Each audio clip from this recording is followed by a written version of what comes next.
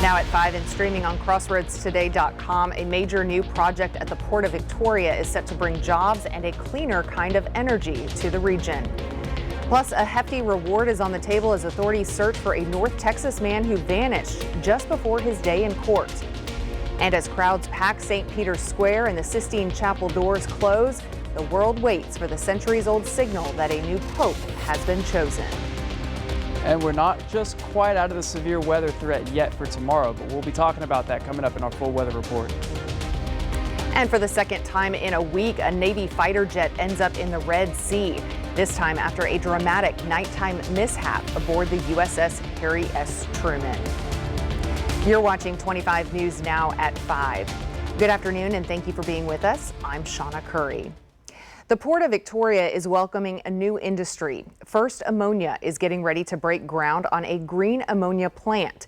Green ammonia is made from water and air, making what First Ammonia representatives call a clean fuel alternative. Some global industries are moving to clean energy sources for transportation and plant power. First Ammonia CEO Joel Moser says that there are multiple reasons to choose Victoria as the site of this new development. The primary reason that we're in Victoria is because of the people that welcomed us, that have supported us and continue to support us. There is an intellectual infrastructure in Victoria which supports our ambitions. We think Victoria is the ideal place. This will be the beginning of a new industry, and Victoria will be where it will be based. Moser says groundbreaking on the project will take place this year. The new plant will create anywhere from 50 to 100 permanent jobs after a multi-year construction. This brings us to our viewer poll today. What benefit do you think a green ammonia plant could bring to Victoria? More jobs, cleaner environment, economic growth, or are you unsure? We want to hear from you. Visit crossroadstoday.com/vote to take part. There's also an option there to leave us your thoughts in a comment. So, we'd love to hear from you in that regard as well. But right now, just over half, 54% of voters feel that this will bring in more jobs to the area. So continue voting and we'll have the latest results on 25 News Now at 6. The papal conclave is now underway at the Vatican. Catholic cardinals gathering to elect a successor to Pope Francis, who died last month. The first vote cast today. So far, no new pope. ABC's Patrick Reevell is in Rome with more. Black smoke over the Sistine Chapel. The sign the first vote of the conclave produced no pope. Rome police confirming at least 30,000 people gathering in St. Peter's Square to watch. This was the moment the conclave began. The great doors of the Sistine Chapel shut. Sic Medeus adiuvet. Just before, under Michelangelo's 500-year-old frescoes, each of the 133 cardinals stepped forward to swear an oath of secrecy. The famous Latin phrase, extra omnes. Everybody out. Then the chapel cleared. One of these cardinals will leave the conclave as Pope. Before entering, New York's Cardinal Timothy Dolan posting a last message to social media. And I'm about ready to go into the Dome of Santa Marta. So this could be the last time I talk to you in a couple of days. I don't know how long the conclave will be. In the morning, the cardinals joined a mass in St. Peter's Basilica. Cardinal Ray leading it, saying the Pope is being chosen at a difficult turning point in humanity's history. Per implorare la sua luce e la sua forza. This is the most diverse conclave in history. 80% of cardinals appointed by Francis, many more drawn from outside Europe. The world speculating, could it produce the first Asian or African pope? Now the waiting has begun for white smoke. It would have been very unexpected if they had chosen a pope tonight in the first round of voting. Most conclaves go on for 2 or 3 days. From tomorrow they will be voting 4 times until they can reach a 2/3 majority for a new pope. Patrick Reevell, ABC News, Rome. Warm and humid outside as we hit the midweek point. Let's go to Jacob Lozano with a first look at the forecast. And Jacob, are we expecting more rain to come, or will we be seeing this sunshine for the next few days? We're actually looking at another chance of rain here tomorrow, and this is probably going to be our last bit of rain, but we pretty much had a clear skies today, but it was just warm and muggy, just all that evaporation from that shower last night. Just really got things going here. We're looking at 63% humidity as of right now, but 84 degrees is what we're at, and we actually got up to 85 degrees here right around noontime, but still looking at some rain that we're needing. But that front line has moved on through, has actually stalled here, and it's going to start to come back a little bit, and that's going to bring us some lift here for tomorrow. But we'll talk about the rain coming up on the full forecast. Shawna? Well, if you know where this guy is, you could get 10 grand. That's how much the Kaufman County Sheriff's Office is offering for information leading to his arrest. His name is Trevor McEwen, and he is wanted for killing his neighbor 2 years ago. He posted a $2 million bond in December and was due back in a North Texas court on Monday. But he never showed up to that hearing, and police say he removed his ankle monitor. It's not known if McEwen is on foot or if he fled in a vehicle. A verdict was reached on the 9th day of the murder trial against 3 former Memphis police officers accused of killing Tyree Nichols. Today, the jury found the ex-officers not guilty on all 7 counts. Former Memphis officers Justin Smith, Demetrius Haley, and Tadarius Bean were 3 of the 5 officers accused of beating Nichols to death during a traffic stop in 2023. During the trial, former officer Desmond Mills Jr. testified against his former colleagues as part of his plea deal. Emmett Martin III is the 5th officer, former officer rather, who was also charged. His state trial was severed from the other officers. The Nichols family still has a pending civil lawsuit against the city of Memphis for $550 million. Another U.S. Navy fighter jet has ended up in the Red Sea. A U.S. official tells ABC News the FA-18F went off the deck of the USS Harry S. Truman during a nighttime landing attempt. The jet reportedly had a failed arrestment, which means it could not stop properly on the carrier. 2 people, including the pilot, ejected before the plane hit the water. They are okay and only had minor injuries. No one on the flight deck was hurt. But this is actually the second FA-18 the carrier has lost within the last week. A few days ago, another jet rolled into the sea while it was being towed.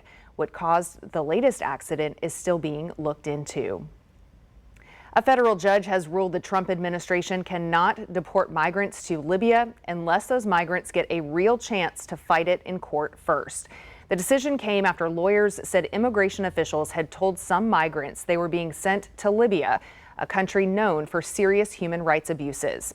Judge Brian E. Murphy made it clear that before migrants can be sent to a country that is not their own, they must be given a fair chance to argue that it could put their safety at risk. He made it clear that any rushed deportations to Libya would go against his order. Well, graduation season is here, and we are celebrating the class of 2025 right along with you. We congratulate Gavin from Calhoun High School.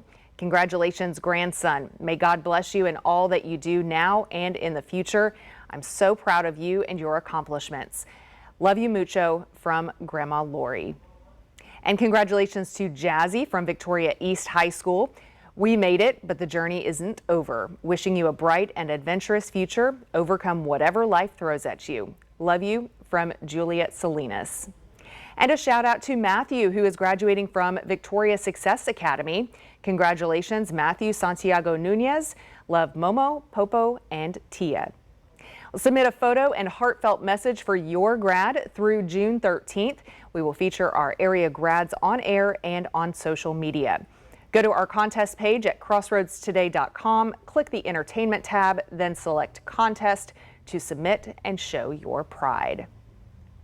Here are some of the top headlines you can read in the Cuero Record.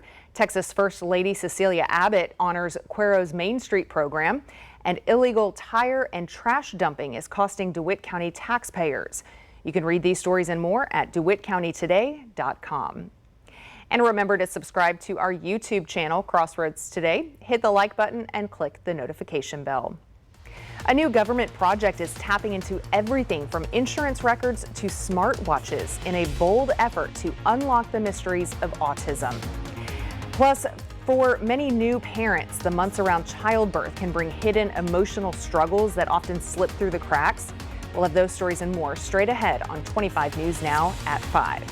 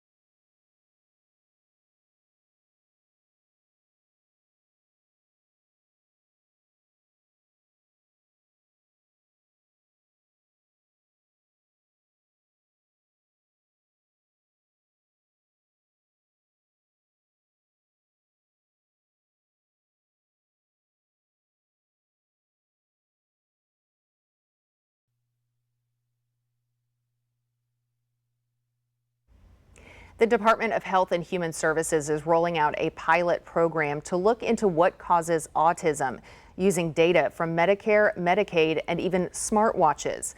They are pulling information from insurance claims, medical records, and wearable tech to build a huge database. But when the idea was first announced last month, it got a lot of pushback. Advocacy groups and doctors raised red flags, especially around privacy. The Autism Science Foundation said there are big concerns.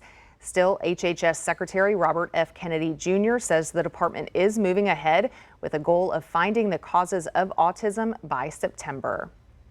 Fentanyl test strips are among the cheapest and easiest ways to prevent overdoses, but multiple attempts to legalize them have failed in the Senate.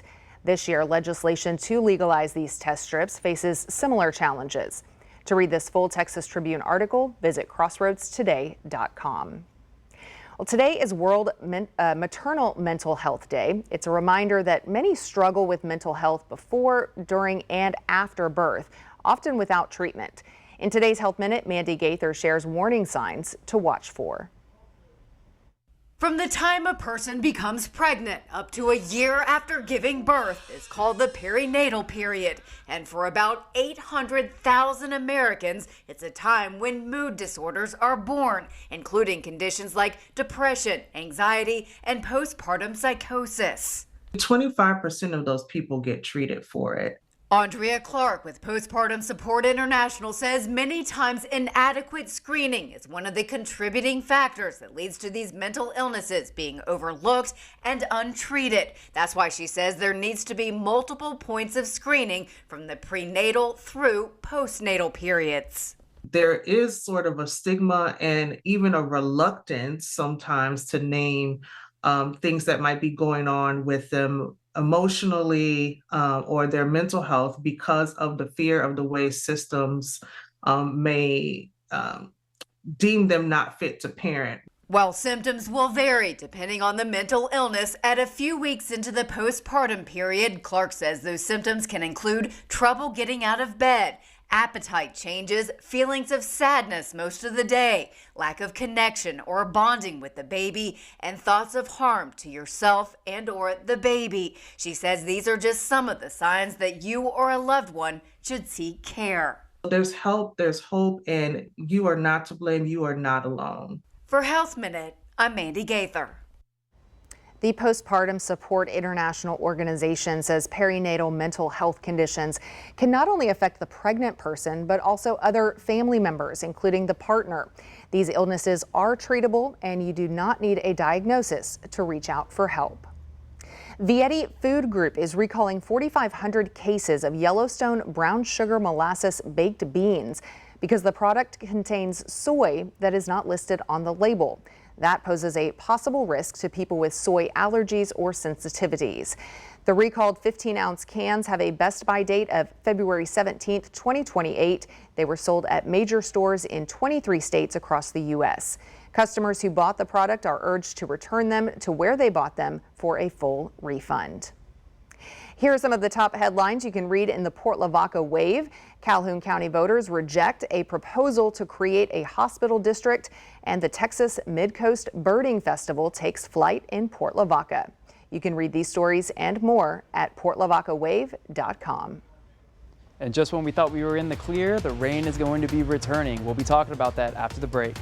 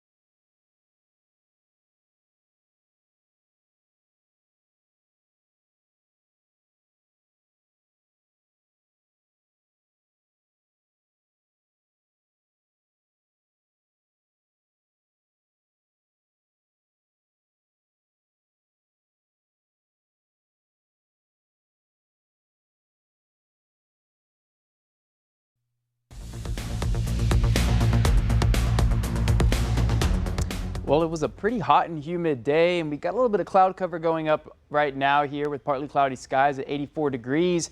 But our heat index was right around 90 degrees here for today, but the visibility right now is at 10 miles, but 63% humidity.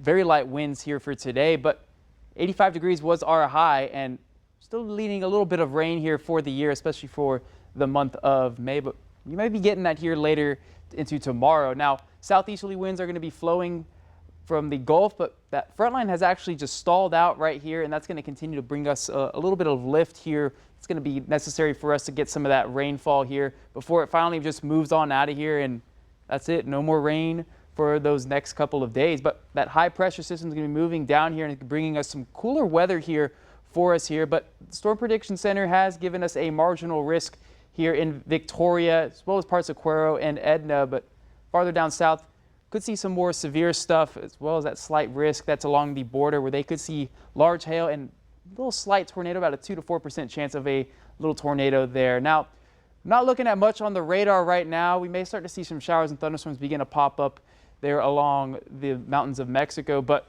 nothing else for us right now. Not really looking at much for today. Maybe a slight shower here later in the evening time, but we're going to be on a bit of a cool down. The instability is pretty high here for us here, so if anything does pop up, and we'll definitely tap into some of that energy, and that energy is going to kind of linger here just for a little bit here coming into Thursday afternoon into the nighttime. But we're going to start to see those showers really become prominent here Thursday afternoon right around the Texas coastline, where it just taps into that extra cape, which is instability in the atmosphere, and get these isolated thunderstorms to start popping up out of the sea breeze showers as that front line is just sitting there, just bringing up all this moisture. Now, 4 p.m., start to see it make its way more inland with some possible isolated storms. Now, this model does take it a little bit severe on the severity of these storms. Now, we start to see it move in here by 8 p.m. Very severe stuff is what it's looking like. I'm not necessarily agreeing with it right now, but 10 p.m. we'll start to see some thunderstorms begin to pop up, and by the morning time, we're going to be in the clear. That's going to be it for the rain that we've just been experiencing for these past couple of weeks, to be honest. Just very above average rainfall for us here, which we always need. Now, the European model takes it a little bit differently, takes a little bit less aggressively, gets some moderate showers and thunderstorms popping up here. But by 11 p.m., it'll be all on out of here, and that's going to be it here for us here in the Crossroads. It's just going to be pretty much partly cloudy skies as we get that southeasterly flow to return. But temperatures are going to be increasing. We'll be talking about that. Now, tomorrow morning, 70 degrees here for Victoria. Bit of a muggy start for us once what's what we had this morning. It's going to be about the same. We get up to the 80s. It's going to be pushing that 90-degree marker heat index value for us. But temperatures going into the weekend are going to be a bit cooler here. We'll be waking up in those 70s again, but we'll be capping out in the low 80s here, as that mugginess is going to be just dissipating as that front line just gets on out of here, gets some more northerly winds. We're going to be seeing that spike again here in the humid values. But Port Lavaca, your daily planner, we'll start to see scattered thunderstorms begin to pop up here around 3 to 6 p.m. in the afternoon time, as well as here in Cuero, start to see some afternoon showers and thunderstorms pop up, as well as Victoria in the afternoon time, getting up to 85 degrees. But those next 7 days, we're going to be in the cool weekend, 82 degrees, maybe around the upper 50s for our low here Sunday morning. But once those westerly winds start to kick up, we get up into the 90s here going into Tuesday and Wednesday. So enjoy this weekend while it lasts, because it's going to get a bit toasty coming into the beginning of next week. Now, don't forget to scan the QR code for more news, weather, and sports. And here's Shawna. Stay with us. Still to come, new research uncovers a growing challenge for American families at the grocery store. What's making healthy choices harder? Coming up next.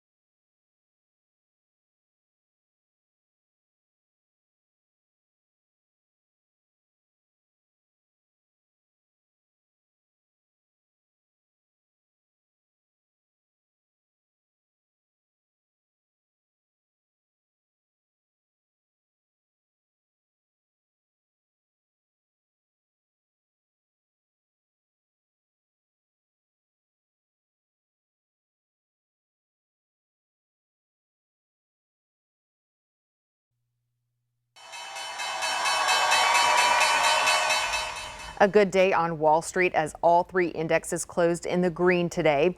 During the afternoon hours, stocks gave up gains after the Federal Reserve announced its decision to hold rates steady.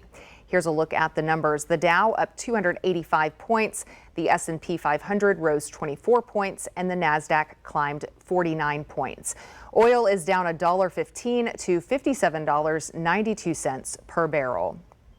A new study reveals higher prices at the grocery store are keeping most American families from eating healthy.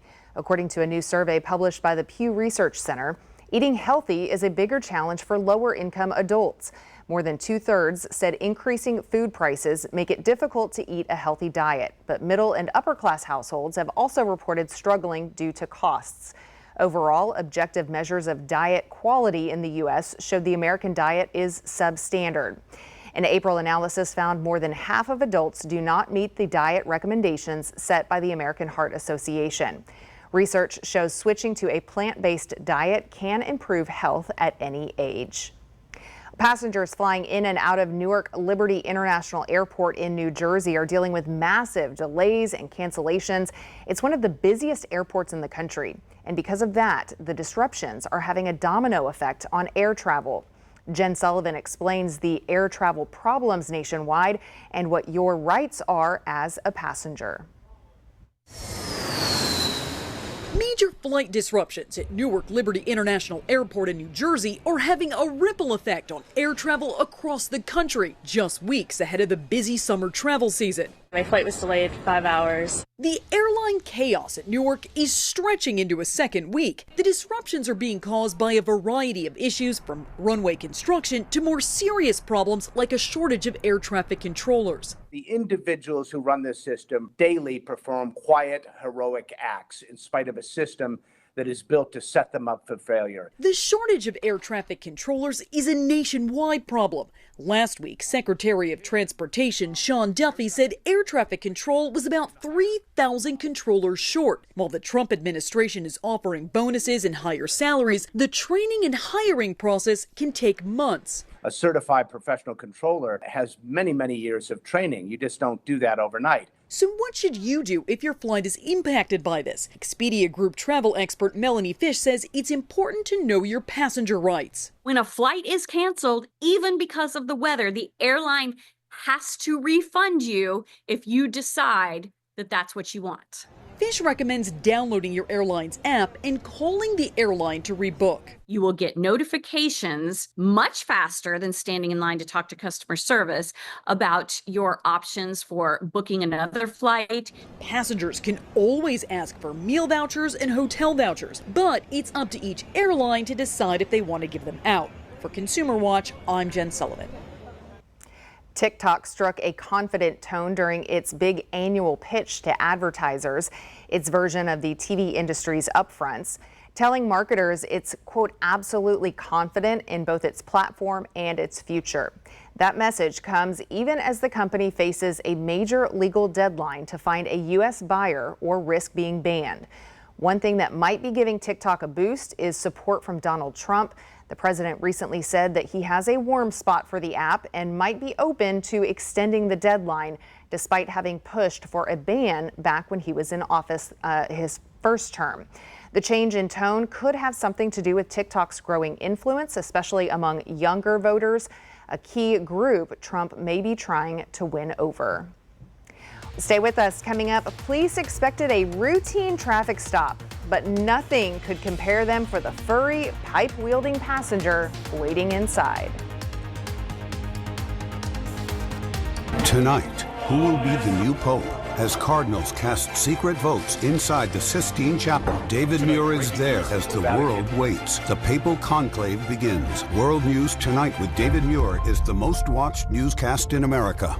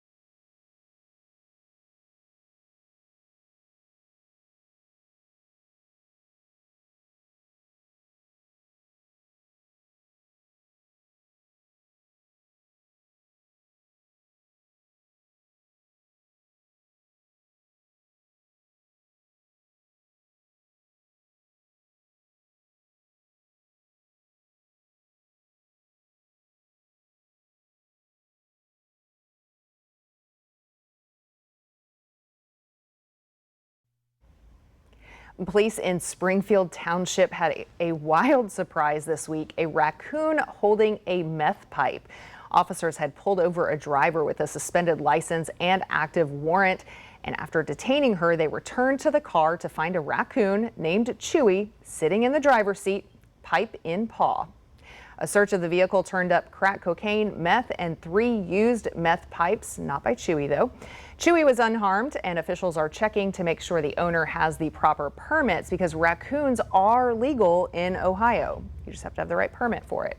The driver is facing multiple drug charges, but luckily Chewy is okay. He's healthy, he's safe, and I'm sure those officers have a story to tell for quite a while. That's definitely a story. I mean, it's also got that mask on, so obviously the raccoon did it. It's obviously, automatic robber. Yeah, I mean, the owner can blame it on the raccoon, blame it on Chewy. That's funny. Yeah. It's an automatic thief right there for it. But we're going to be looking at possible some more showers here tomorrow. Possible alert day set up. Just we're in the marginal risk, so you can't rule out a possible thunderstorm. Maybe dropping a little bit of hail with it, but the majority of that stuff's going to remain along the Rio Grande Valley, and we're going to see those temperatures drop here for Mother's Day, but those winds are going to come out of the west, and when they come out of the west, temperatures really begin to increase. We'll get that dry, warm weather here Tuesday and Wednesday up into the 90s, and then we'll start to get that humidity coming back in here with the south-southeast winds returning. So that's it for the rain. No more rain for the next 7 days. All right, and Mother's Day looks nice, so if you want to take, the family out on an outing to the park, give mom a break, anything like that, you can get outside. So looking forward to it. Well, thanks for being with us. We'll see you back here at 6.